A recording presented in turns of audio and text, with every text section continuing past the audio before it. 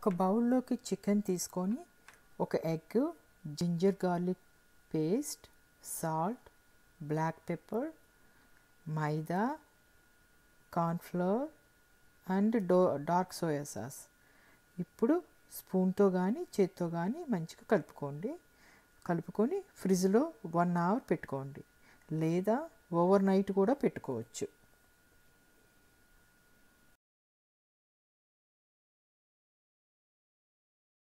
High హీట్లో చికెన్ని ఇలా big స్పూన్తో వేసి చేతికి వేడి తగలకుండా ఇలా విడివిడిగా వేసి వేయించుకోండి. చికెన్ని ఇలా తిప్పుకుంటూ కరెక్ట్గా 3.5 minutes ఆ హీట్లో ఫ్రై చేయాలి.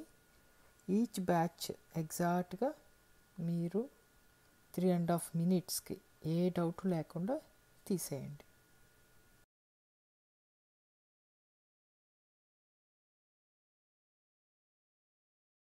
కడాయిని హై హీట్లో పెట్టుకొని ఆయిల్ వేసుకొని వేడెక్కాక చాప్డ్ గార్లిక్, జింజర్ వేసుకోండి.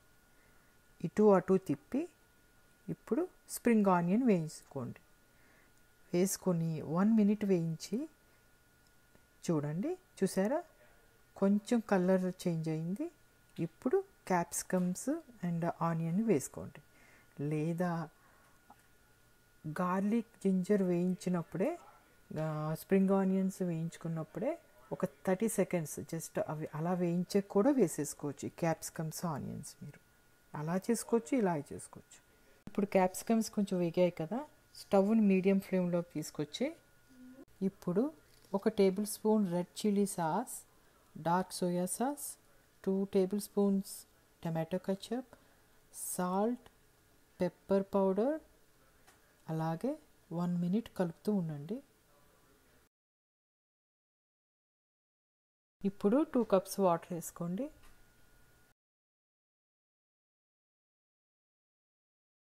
బాయిలింగ్ స్టార్ట్ అయ్యాక చికెన్ వేసుకోండి.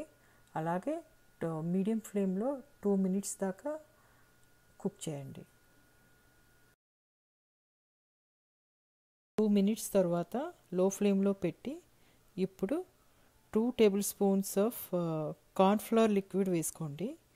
మంచిగా కలుపుకొని 2-3 minutes కుక్ చేసి స్టవ్ ఆఫ్ చేయండి. డిస్క్రిప్షన్ బాక్స్లో ఎగ్జాక్ట్ రెసిపీ పెట్టాను, జస్ట్ అది ఫాలో అవ్వండి, చాలా బాగా వస్తుంది.